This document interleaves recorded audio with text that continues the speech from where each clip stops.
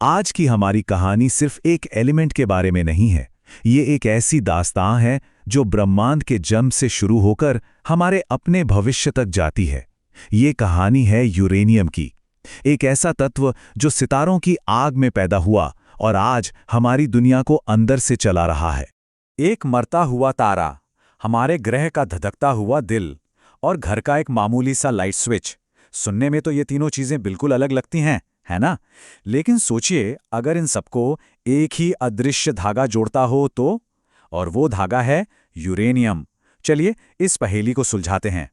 तो चलिए इस कहानी को शुरू से शुरू करते हैं, एकदम शुरुआत से, उन जबरदस्त ब्रह्मांडीय भट्टियों से जहां तारे बनते हैं, टूटते हैं और वहीं यूरेनियम का जन्म होता है। देखिए, यूरेनियम कोई आम एलिमेंट नहीं है।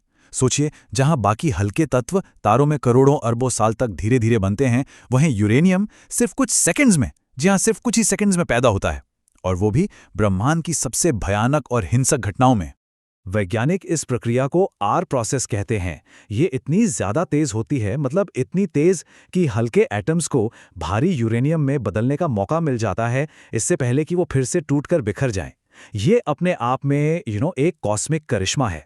यहाँ आप साफ साफ देख सकते हैं कि जहाँ नॉर्मल तारों में एलिमेंट्स को बनने में हजारों साल लगते हैं, वहीं आर प्रोसेस बस एक झटके में, 1 सेकंड से भी कम में यूरेनियम जैसे भारी भरकम तत्व बना देता है। यही स्पीड, यही इंटेंसिटी यूरेनियम को इतना असाधारण बनाती है। अच्छा, तो अब हम ये तो जान गए कि यूरेनियम आया कहाँ से, पर अब देखते हैं कि ये हमारे अपने ग्रह और दूसरी दुनियाओं को अंदर से कैसे चलाता है। ये बिल्कुल एक छिपे हुए इंजन की तरह काम करता है। हमारे पैरों के नीचे जमीन का खिसकना, ज्वालामुखियों का फटना या फिर भूकंप का आना, इन सब के पीछे की एक बड़ी वजह है यूरेनियम का धीरे धीरे टूटना, जिससे जबरदस्त गर्मी पैदा होती है।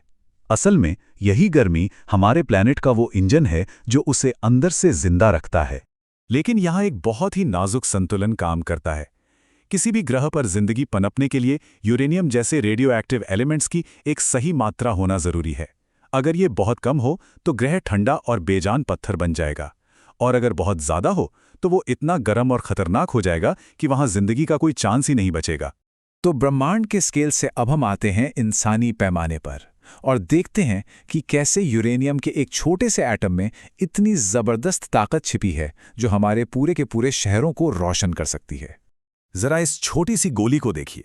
ये एक यूरेनियम फ्यूल पैलेट है, साइज में बस एक टॉफी या गमी बेर जितना। लेकिन देखने में ये जितना छोटा है, इसके अंदर की एनर्जी उतनी ही जबरदस्त है। यकीन करना मुश्किल है, पर यह छोटा सा पैलेट लगभग 800 किलो कोयले के बराबर एनर्जी दे सकता है। सोचिए, 800 किलो। या फिर इसे ऐसे देखिए कि इसमें करीब 150 गैलन तेल जितनी एनर्जी है, इतनी कि एक बड़ी गाड़ी का टैंक कई बार फुल हो जाए। और अगर नेचुरल गैस से तुलना करें तो इतनी गैस की एक पूरा घर महीनों तक गर्म रह सकता है। मतलब यूरेनियम की एनर्जी डेंसिटी कमाल की है। लेकिन कहानी में एक ट्विस्ट है। एनर्जी एक्सपर्ट पीटर लुक्स कहते हैं कि ये आंकड़े जितने प्रभावशाली लगते हैं, उतने ही भ्रामक भी हो सकते हैं। और इसकी वजह ये है, सैद्धांतिक तौर पर, मतलब थ्योरी में, यूरेनियम में एनर्जी का भंडार है, इसमें कोई शक नहीं। लेकिन असल में आज के हमारे न्यूक्लियर रिएक्टर्स बहुत ही इनएफिशिएंट हैं। वो यूरेनियम की 90% से भी ज़्यादा एनर्जी का इस्तेमाल ही नहीं कर पाते, और यही बची हुई एनर्जी बन जाती है न्यूक्लियर वेस्ट। अब बात करते हैं एक ऐसे विरोधाभास की जो शायद न्यूक्लियर एनर्जी के बारे में बनी बनाई सोच को पूरी तरह से बदल दे। ये रेडिएशन से जुड़ा एक बहुत ही चौंकाने वाला सच है।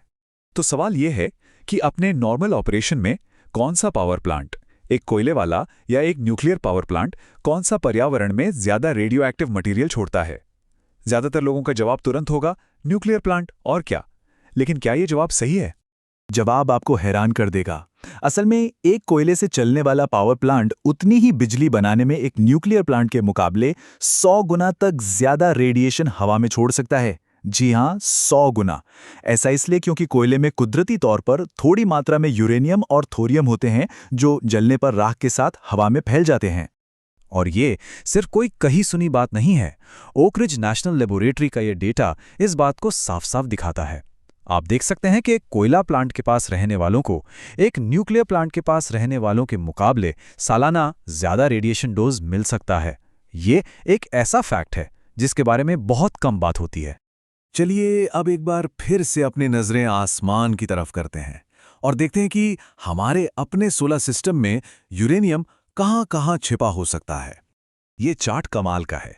ये दिखाता है कि यूरेनियम हमारे सोलर सिस्टम में कई जगहों पर है, लेकिन इसकी मात्रा अलग-अलग है। हमारी धरती की सतह पर तो ये मिलता ही है, पर हैरानी की बात यह है कि चांद के कुछ खास इलाकों में ये बहुत ज्यादा मात्रा में मौजूद है।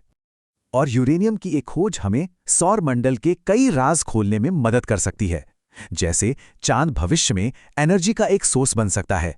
मंगल ग्रह से निकलने वाली रेडॉन गैस इशारा करती है कि उसकी जमीन के नीचे यूरेनियम दबा हो सकता है। और तो और बृहस्पति और शनि के बर्फीले चांद यूरोपा और एनसेलाडस, उनके अंदर के समंदर शायद इसी यूरेनियम की गर्मी से पिघले हुए हैं, जिससे वहां जिंदगी की संभावना भी बन जाती है। तो यूरेनियम की कहानी एक दोधारी तलवार जैसी है। इसी ने हमारी दुनिया को अंदर से जिंदा रखा और शायद दूसरी दुनियाओं में भी जीवन की उम्मीद जगा रहा है। पर इसी ने हमें अपार शक्ति भी दी है। तो सवाल ये है कि यह हमारे भविष्य को कैसे आकार देगा, एक बनाने वाली ताकत के तौर पर या एक विनाशकारी शक्ति के तौर पर। इसका इस्तेमाल कैसे करना है, ये फैसला अब हमें ही करना है।